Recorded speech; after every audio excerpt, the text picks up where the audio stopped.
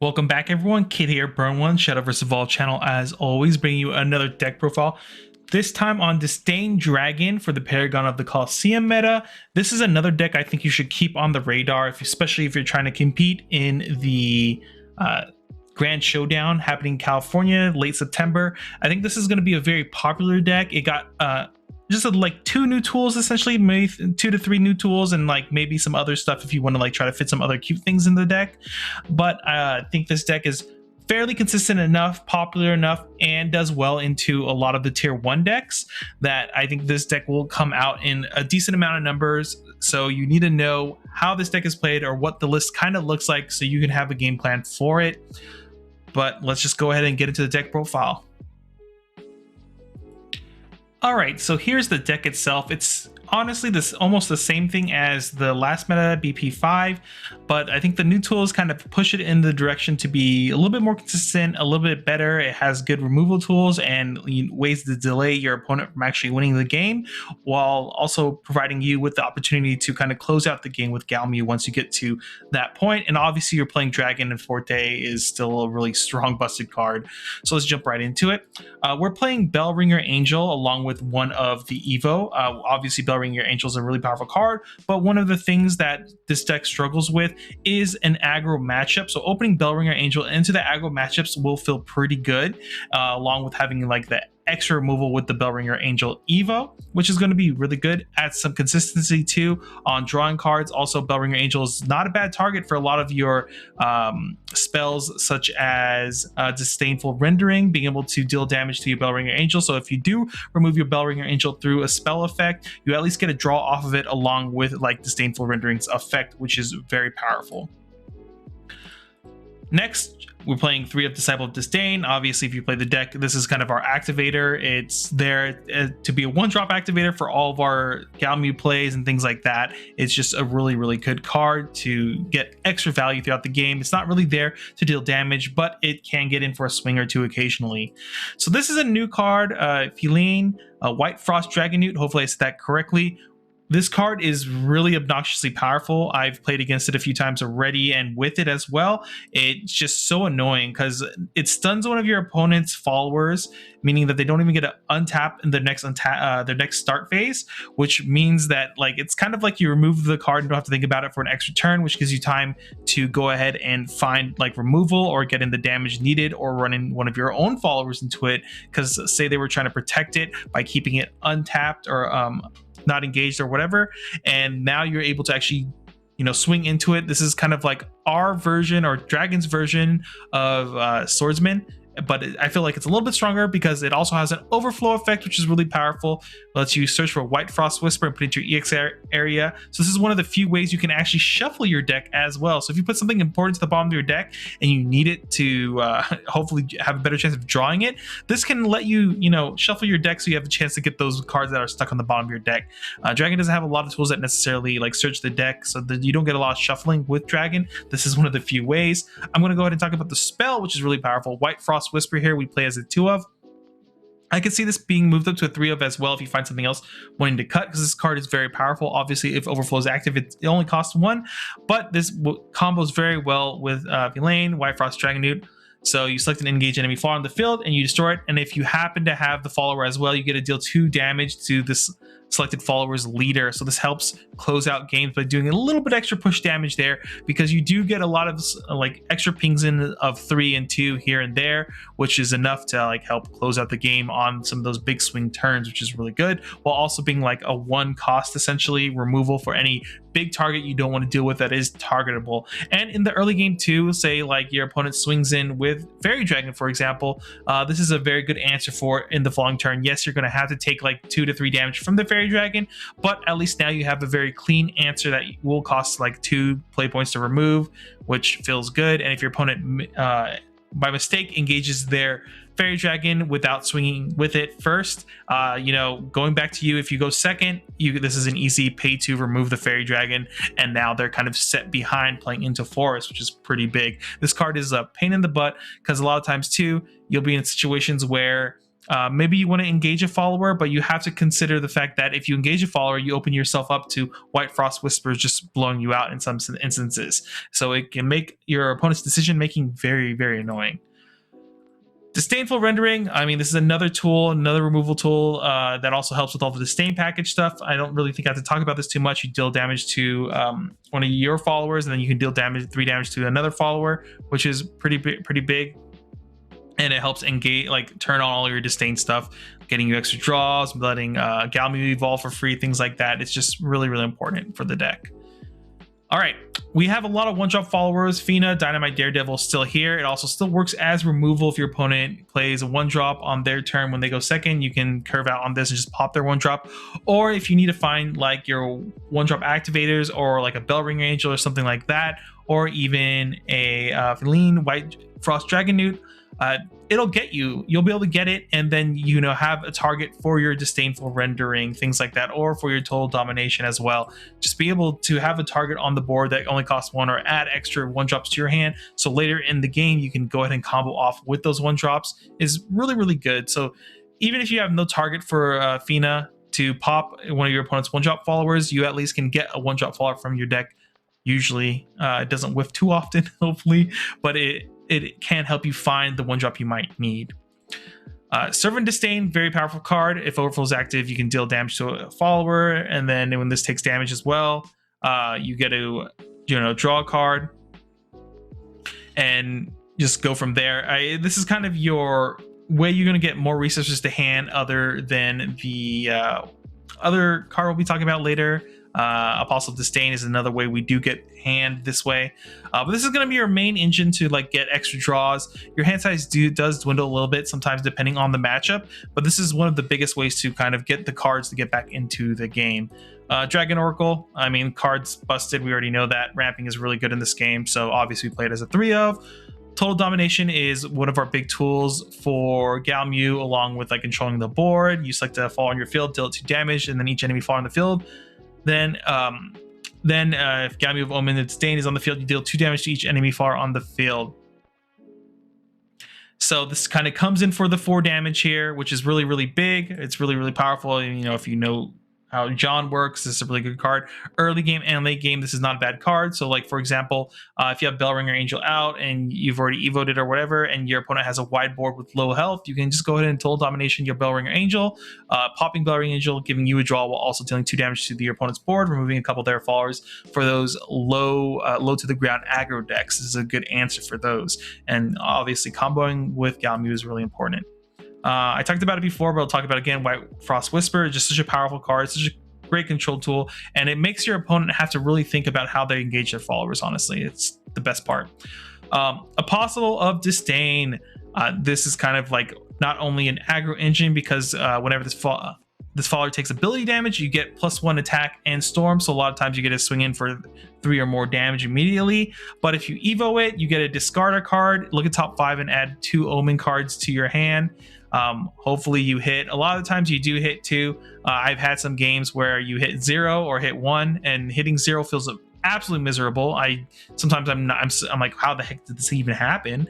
But most of the time your low roll is actually just getting 1, so you just kind of hand filter. Ideally you want to hit 2 every time, because this is one of the other few ways you can get hand advantage that way.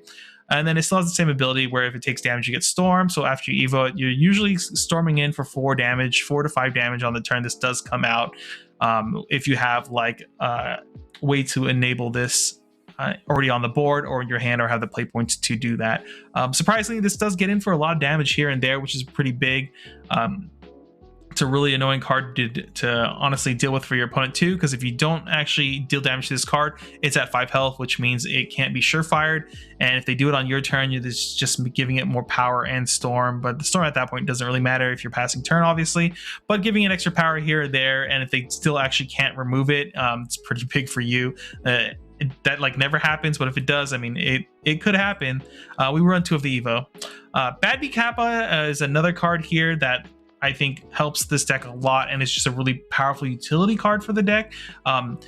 So you can curve out into this if you don't want to evo it immediately. If you already have the callers on the board, it gives +1/+1, which means you're getting extra damage, extra health. Extra health means more opportunities to deal damage to the follower itself. So if you give it to like Servant of Disdain, so you play Servant of Disdain on turn 2, Badb Catha on 3, making it 3/4 instead. It means more opportunities to draw and so forth, and just getting that extra damage in that way.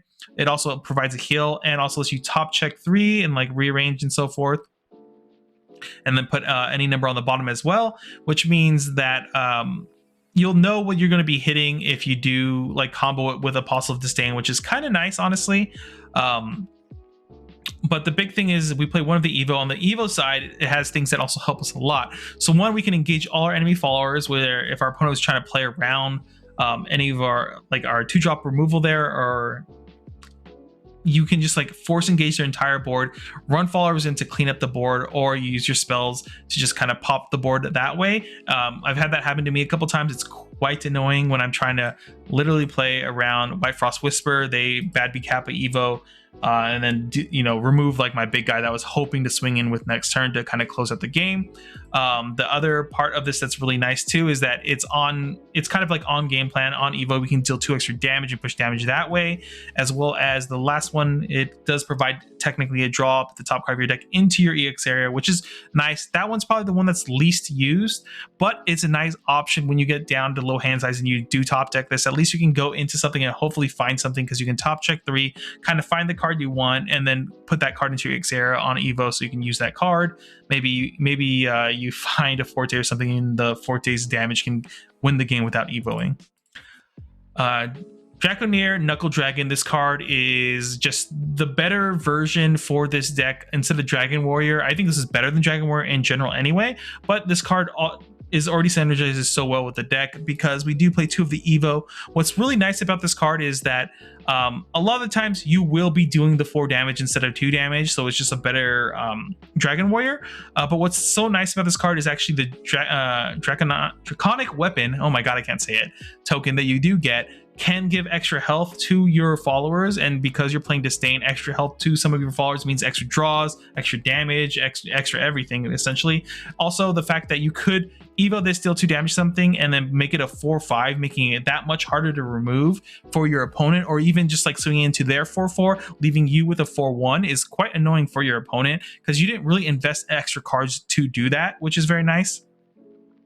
Which means they're going to have to spend extra cards on Knuckle Dragon. I think that's quite undervalued. I don't see it enough where people are making this a 4/5 and trading into something and leaving this on the board with like 1 health or something. I don't see that enough from players who do decide to play Disdain. I just think this is just such a powerful play you could be doing. I don't know what's there to talk about. It's Forte, just Forte Evo face. That's all you really need to know. Storm Aura 7 damage face is very, very powerful. If you Forte your opponent twice, you've probably won the game, honestly. All right, this is kind of the big payoff for Disdain. We have Galmieux, so if she takes ability damage during your turn, she can Evo for free, which will easily happen because you have so many ways to do that yourself. And what's so great on the Evo side, which you run as 2 of, you select an Omen card that costs 2 play points or less in your cemetery. You play it for 0 play points, and then during your turn, whenever this follower takes ability damage, select an enemy leader or enemy follower on the field and deal it 3 damage. So the big card you usually combo with is Total Domination. Otherwise, we also have Disdainful Rendering, which is a nice card as well to go ahead and combo with Galmieux. And then you get those extra pings there, which do 3 damage to your opponent while also clearing up their board, which is very, very nice. Not only that, you can actually get, because it says card, you can get followers, so you can get Servant Disdain, and at that point, when usually Galmieux comes out around turn 7 or overflow, which means this is going to ping itself plus Galmieux, which is really, really nice, making this a free Evo on turn 7. And then you get a draw as well. And doing things like that is just really, really cool. Same thing as well as if you Evo getting Disciple of Disdain, you can get it, go ahead and do more damage to Apostle, and then go ahead and storm damage that way too as well. There's just a lot of cool lethal lines with the deck. Once you get the whole Galmieux stuff online, this card is obnoxiously powerful. Don't think it's not a good payoff, because honestly, at the point of, when Galmieux comes down on like turn 7 and you just start comboing with your Disdain stuff, it is quite quite annoying, and sometimes it does come out even earlier. You can play it on like turn 6, go ahead and play Disdainful Rendering to remove something, evo it immediately, be able to play Total Domination, dealing itself more damage, dealing your opponent more damage, and then completely clearing the board, and you're usually left with this like 6-3 on the board standing there. That's quite annoying. They can't really play things on your turn to remove it, because then you're just going to give them they're giving you extra damage to their face essentially, with the 3 extra damage from it. So it's annoying to remove. The fact that, you know, during your turn, if it takes damage from abilities, so anytime they use cards like snipe and things like that, you get some benefit and some payback for them hurting your followers. It makes their turns awkward, because sometimes they just have to decide to like, yeah, I'm going to give you the draw because I need my full play points next turn, so I am going to snipe the Servant of Disdain or something like that. It makes turns for your opponent a little bit awkward, but yeah, this is generally the deck. This is kind of the list I've been running with. I've enjoyed it so far a lot. I know there are other ways you can be playing this list. There are PDK versions of the list that go a little bit lower to the ground, things like that. Obviously, they're not playing Fina because they want more Dragon followers, or they're not playing Bellring Angel. But I think this is like the nice middle ground of the deck, where it does well into most matchups. With this version of deck, I think Disdain has a pretty decent matchup against Forest, Fairy Forest, in my opinion, and then it can have a pretty okay matchup into Kuon as well, depending on how you play out the first early game. If you get through the early game without really either losing followers or having them use a lot of spells, then you can kind of, you know, get to the point where you're winning on turn 7, 8, and maybe 9. But once you get that to that turn 9 or turn 8, it gets kind of wonky depending on how the Kuon deck is going and so forth. But either way, it still has a relatively respectable matchup into what I think are some of the best decks in the format right now. So yeah, this is definitely, if you're looking at playing Dragon and you like Disdain in this whole package, I really think this is worth running this particular build. It's just really powerful in my opinion. I don't know if it's tier 1. I think that this is kind of like the deck that's like top of tier 2 type of scenario here. But I mean, we'll talk about that a lot more once the tier list video gets released later this week, hopefully. But yeah, hopefully you guys like this. Let me know what tech you are putting in Disdain. This is one of the few decks like I would actually consider taking to the showdown as well.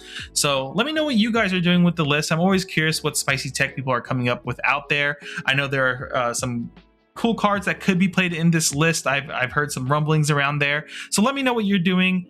Besides that, if you like this video and like the channel in general, you know, make sure to like, comment, subscribe. It helps so much with the algorithm and keeps me motivated in doing these videos. With that being said, hopefully I'll see you guys in the next video. Later, everyone.